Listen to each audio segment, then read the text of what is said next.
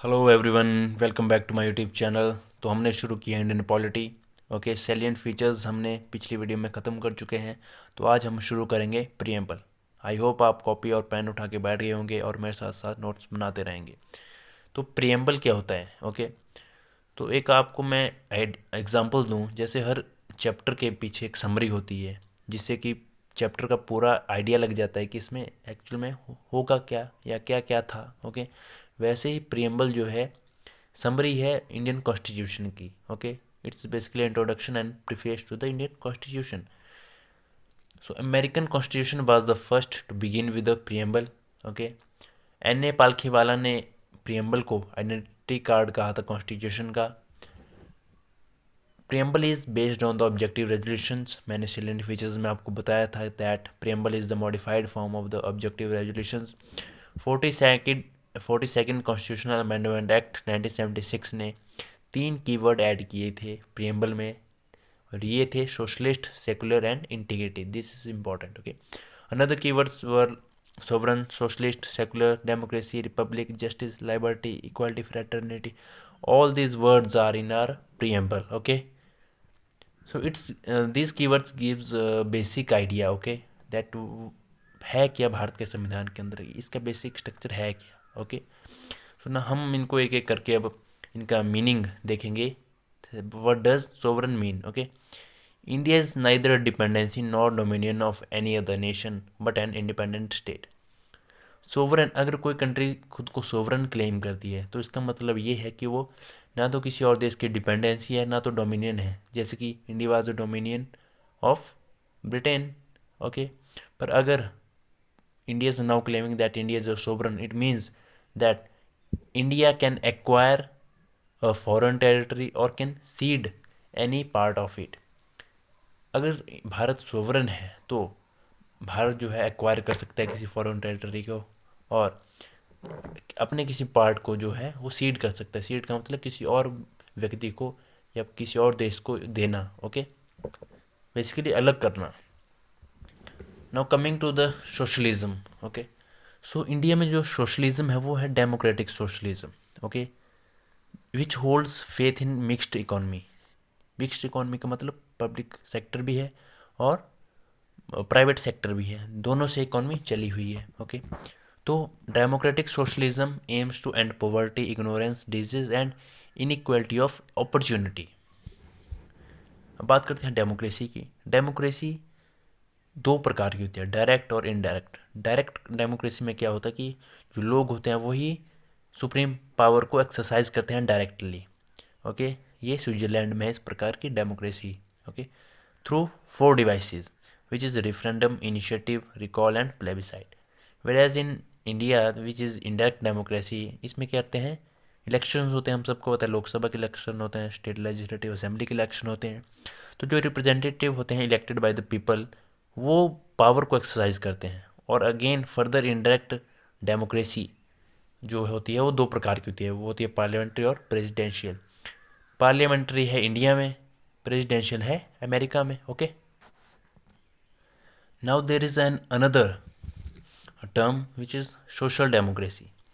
Social democracy का मतलब होता है a way of life which recognise liberty, equality and fraternity, जिसमें कि फ्रीडम हो, इक्वालिटी हो, that is absence of any kind of inequality.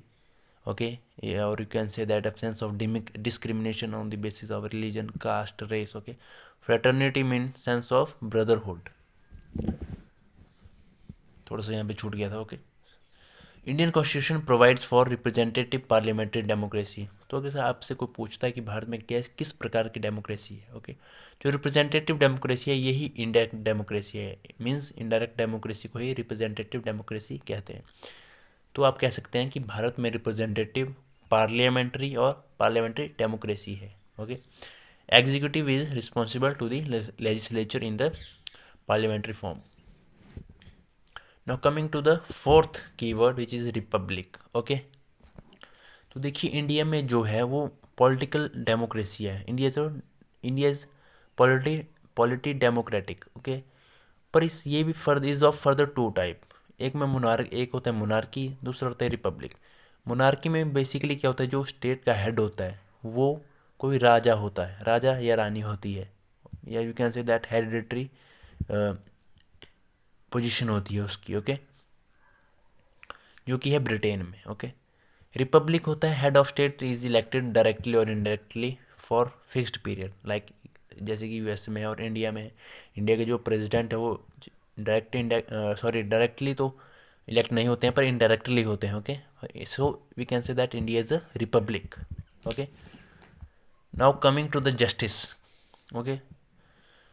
Justice is further of three types: social justice, economic justice, and political justice. Social justice means that equal treatment of all citizens without any discrimination. Okay. Economic socialism: no discrimination between people on the basis of economic factors. Okay. Political: all citizens must have equal political rights. Okay. जैसे कि 18 साल से ऊपर जो भी, या 18 का कोई भी व्यक्ति है तो उसे वोट डालने का अधिकार है, okay,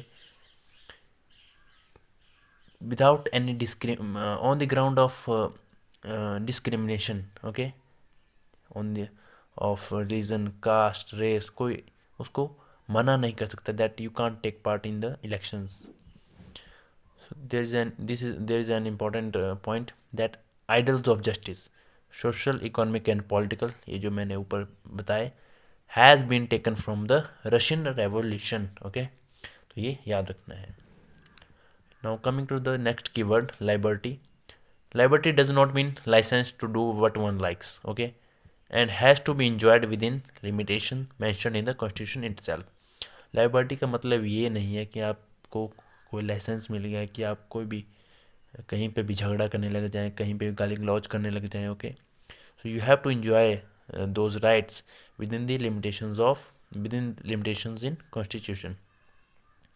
So the ideals of liberty, equality, and fraternity have been taken from the French Revolution. Note this. Now coming to the other keyword, equality. Okay. So absence of any special privilege to any section of society. Okay. Means no discrimination on any grounds. Okay. Article 325 क्या कहता है? No person is to be declared ineligible for inclusion in electoral roll on ground of religion, caste and sex. This is important. Article 326 क्या कहता है? Election to Lok Sabha and state legislative assembly to be on the basis of adult suffrage. Okay, तो इन दोनों चीज़ों को मिला दिया जाए तो अगर कोई भी व्यक्ति 18 साल का है तो उसे इनएलिजिबल डिक्लेयर नहीं कर सकते हैं ऑन द बेसिस दैट ये किसी और जात का, ये किसी और सेक्स का है, या किसी और रिलीजन का है. Okay, so now coming to the fraternity.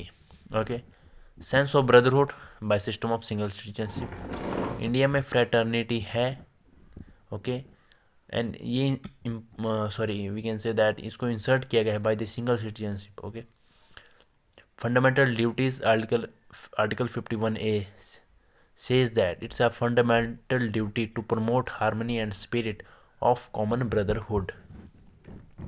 So preamble is a part of Indian Constitution but is not enforceable in the court of law. Okay, preamble can be amended but no amendment is to be done to the basic feature.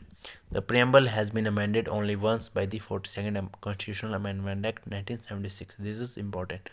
तो आज की video में इतना ही. आपको video कैसी लगी comment section में ज़रूर बताएं. चैनल से जुड़ने के लिए चैनल को सब्सक्राइब करें, वीडियो को लाइक करें, शेयर करें. Thank you.